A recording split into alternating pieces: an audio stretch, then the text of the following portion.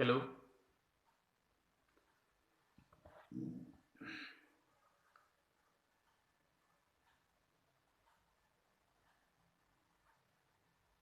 Hello प्रिय विद्यार्थियों, good morning. आज हम बीए प्रथम वर्ष राजनीति विज्ञान द्वितीय प्रश्न पत्र भारतीय शासन और राजनीति की थर्ड यूनिट, हम तीसरी यूनिट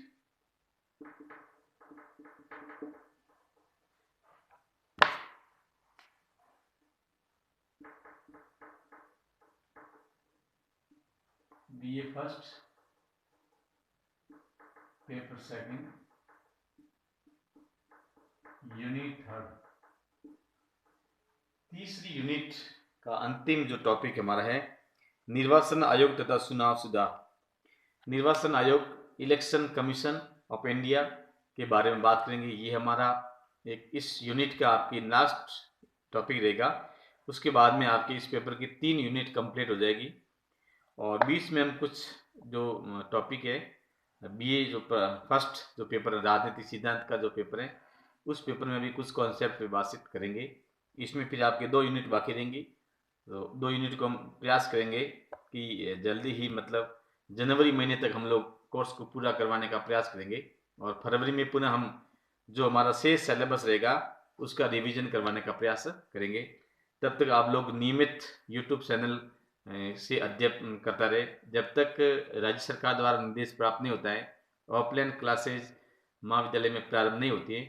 हालांकि दीपावली के बाद में शायद क्लासेज शुरू होने की संभावना रहेगी, लेकिन जब तक लिखित में गवर्नमेंट का आदेश हमारे पास में नहीं आता है तब तक हम कोई भी बातचीत नहीं कर सकते हैं। तब तक हमारी जो क्लास है वो ऑनलाइन क्लासें जारी रहेंगे और आप लोग भी ऑनलाइन क्लासों के माध्यम से अपने अध्यापन कार्य को जारी रखेंगे, क्योंकि समय बहुत जल्दी ही निकल रहा है।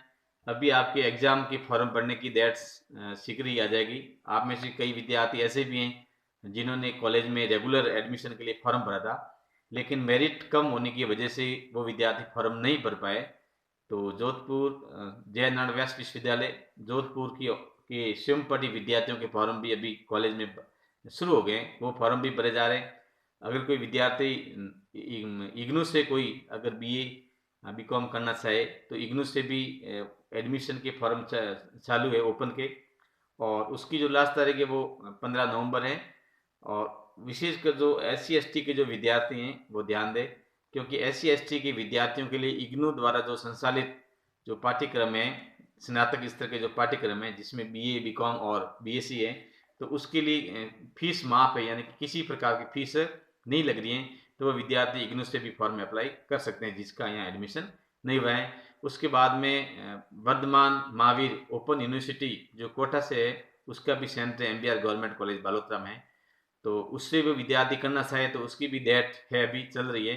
तो इस प्रकार से ये आपके जो फॉर्मों की डेट चल रही है और स्कॉलरशिप की भी डेट शुरू हो गई है। वो विद्यार्थी जो फॉर्म भरना चाहे जो इसके लिए एलिजिबल है वो भी इसकी ओर ध्यान दे। इस प्रकार से आपके जो भी जो गतिविधि है या जो भी इंफॉर्मेशन है वो इंफॉर्मेशन आपको यूट्यूब चैनल के माध्यम से भी लोग साझा करने का प्रयास करेंगे। आज का हमारा जो टॉपिक है वो टॉपिक है निर्वाचन आयोग।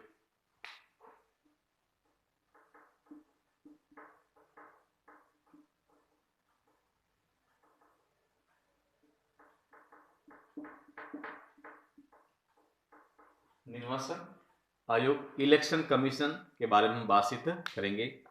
भारत के संविधान की भाग 15 में अनुच्छेद 324 से 29 के बीच में, आर्टिकल 324 से 329 के बीच में संविधान के भाग 15 में अनुच्छेद 324 से 329 के बीच में निर्वाचन आयोग के बारे में बताया गया है। निर्वाचन आयोग का वर्णन किया गया है। भारतीय संविधान के अनुच्छेद 324 में एक स्वतंत्र एवं निष्पक्ष निर्वाचन आयोग के गठन का प्रावधान किया गया है आर्टिकल 324 में। इसके अनुसार संसद, राज्यों के विधानमंडल, राष्ट्रपति, उपराष्ट्रपति के निर्वाचन के लिए निर्वाचन नामावली तैयार करने तथा इन सभी निर्वाचनों के संचालन का अधीक्षण, निर्देशन और नियंत्रण के लिए एक आयोग होगा जिसे निर्वाचन आयोग कहा जाएगा। यानी कि आर्टिकल 324 के अनुसार भारत के संविधान में निर्वाचन आयोग के गठन का प्रावधान किया गया है। ये जो निर्वाचन आयोग होगा ये संसद, विधानमंडल एवं राष्ट्रपति तथा उपराष्ट्रपति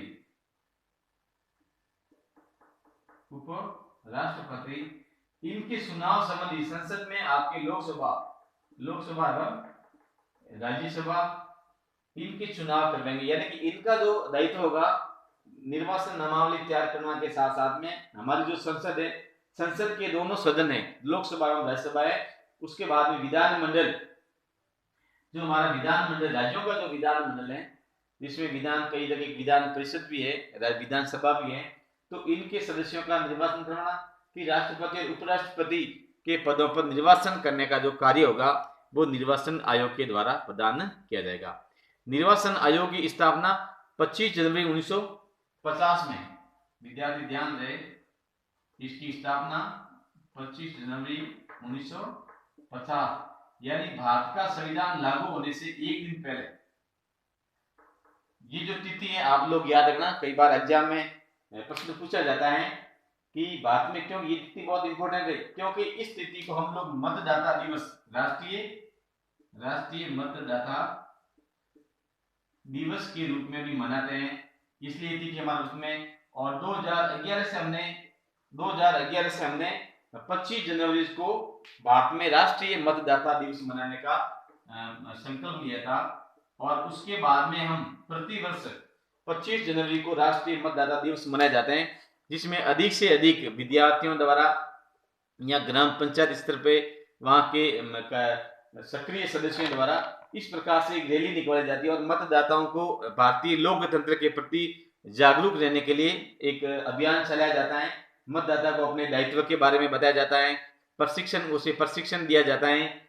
उसके बाद ईवीएम मशीन है, मतदाता के मताधिकार का जो प्रयोग का उद्देश्य क्या है, उसका क्या क्या अधिकार, इसके बारे में बताया जाता है। तो कहने का मतलब है हर 25 जनवरी को, क्योंकि 25 जनवरी 1950 को हमारे देश में निर्वाचन आयोग का गठन किया गया था। निर्वाचन आयोग का गठन करने के बाद में इस प्रकार से इसकी जो 25 जनवरी है इसको मतदाता दिवस के रूप में मनाया जाता है। तो ये भी बहुत एक इम्पोर्टेंट है। उसके बाद में अनुच्छेद 324(2) के अनुसार निर्वाचन आयोग में एक मुख्य निर्वाचन आयुक्त और अन्य निर्वाचन आयुक्त होंगे, जिनकी नियुक्ति संसद द्वारा बनाई गई विधियों के अनुसार की जाएगी। अन्य निर्वाचन आयुक्तों की नियुक्ति राष्ट्रपति मुख्य निर्वाचन आयुक्त के परामर्श से करेंगे। यानी इस प्रकार से इसमें व्यवस्था की गई है, एक मुख्य निर्वाचन आयुक्त होगा, उसके बाद में इसकी नियुक्ति तो राष्ट्रपति करेंगे, जो संसद के द्वारा जो समय समय पर नियम बनाए जाएंगे। उसके बाद में अन्य जो निर्वाचन आयुक्त होंगे, अन्य निर्वाचन आयुक्तों की नियुक्ति राष्ट्रपति मुख्य निर्वाचन आयुक्त के सलाह के या परामर्श के अनुसार करेंगे। 1950 से लेकर 15 अक्टूबर 1989 तक, यानी 1950 से लेकर 15 अक्टूबर 1989 तक निर्वाचन आयोग एक सदस्यीय था, यानी कि उसमें केवल एक मुख्य निर्वाचन आयुक्त ही होता था। लेकिन 61वें संविधान संशोधन बहुत इंपॉर्टेंट है, विद्यार्थी ध्यान दें। 61वें संविधान संशोधन 1989 की बात है, ये 1989 में लागू हुआ था और 1988 में ये पास किया, उसमें उनसे प्रस्ताव लाया गया था। 61वें संविधान संशोधन उस समय हमारे देश के जो प्रधानमंत्री थे, एक युवा प्रधानमंत्री हम कह सकते हैं, राजीव गांधी थे। तो उन्होंने क्या किया था, इसके अनुसार हमारे जो मतदाता है, पहले जो मतदाता की जो आयु होती थी वो 21 वर्ष थी, 21 वर्ष को घटाकर 18 वर्ष की गई थी। यानी कि जो युवा है, भारत के युवा हैं, इस युवाओं को अधिक से अधिक लोकतंत्र में भागीदारी निश्चित करने के लिए 61वां संविधान संशोधन लाया गया था। ये 89 में संविधान लागू हुआ था और उसके बाद में जो हमारे यहाँ के जो मतदाता थे, जिसकी आयु है वो 21 वर्ष से घटाकर 18 वर्ष की थी। अब ऐसी स्थिति में क्या होगा, जो पहले हमारा जो निर्वाचन आयोग 1990 तक एक सदस्य था, अब चूंकि मतदाताओं की आयु घटाकर 18 वर्ष की थी, तो ऐसी स्थिति में निर्वाचन आयोग के पास में काम बढ़ गया। तो ऐसी स्थिति में निर्वाचन आयोग को बहुसंख्यक निर्वाचन आयोग किया गया, जिसमें एक निर्वाचन आयुक्त के साथ में 2 अन्य निर्वाचन आयुक्तों की नियुक्ति भी की गई। इस प्रकार का जो प्रावधान करके इसको बहुसदस्यीय निर्वाचन आयोग के रूप में कार्य करने लगे, जिसमें ये 3 सदस्य होते थे। उसके बाद 90 में 2 निर्वाचन आयुक्तों के पद को समाप्त करके फिर 1993 में 2 निर्वाचन आयुक्तों को नियुक्त किया गया। उसके बाद में 93 से लगाकर अब तक भारत में बहुसंख्यक निर्वाचन आयोग है, और उसमें जो 3 सदस्य होते हैं, जिसमें से एक तो होता है निर्वाचन आयुक्त, मुख्य निर्वाचन आयोग होता है, मुख्य निर्वाचन, जिसे CEC कहते हैं, चीफ इलेक्शन कमीशन, CEC एक ही होता है, और 2 व्यक्ति अन्य होते हैं, अन्य इलेक्शन कमीशन होते हैं, आयुक्त होते हैं। तो इस प्रकार से इसकी जो नियुक्ति की गई, वर्तमान में वो क्या है, बहुसदस्यीय, इस प्रकार की व्यवस्था हमारे देश के संविधान में की गई थी। तो इस प्रकार से हम कहते हैं। उसके बाद में इसकी कार्यकाल की बात करें तो इसका जो कार्यकाल है वो 6 वर्षीय कार्यकाल है, 6 वर्षीय 65 वर्ष की आयु, दोनों में से कोई भी पहले हो, यानी कि 6 वर्ष या 65 वर्ष की आयु तक निर्वाचन आयुक्त अपने पद पर काम करेंगे। इसमें जो भी पहले होगा उसके हो सकते हैं। उसके बाद में किसी भी कोई भी समय त्याग पत्र दे सकते हैं। उनके कार्यकाल को समाप्त होने से पूर्व उसके ऊपर अगर दुर्व्यवहार या असक्षमता के आधार पर उच्चतम न्यायालय के न्यायाधीशों को हटाने की प्रक्रिया के द्वारा इनको हटाया जा सकता है। इस प्रकार से मुख्य निर्वाचन आयोग जो CEC होगा, इसको हटाने की जो प्रक्रिया होगी, उच्चतम न्यायालय के जो न्यायाधीश है, इस न्यायाधीशों को हटाने की प्रक्रिया की समानांतर होगी। उसके बाद में अन्य निर्वाचन आयुक्त हैं, उनको हटाने की जो प्रक्रिया होगी वो मुख्य निर्वाचन आयुक्त की सिफारिश पर राष्ट्रपति द्वारा इनको हटाया जा सकता है। उसके बाद में योग्यता की जहां बात करते हैं, योग्यता में संविधान में निर्वाचन आयोग के सदस्यों की योग्यता, इसकी विधिक, शैक्षणिक, प्रशासनिक एवं न्यायिक शिक्षा के बारे में कोई उल्लेख नहीं है।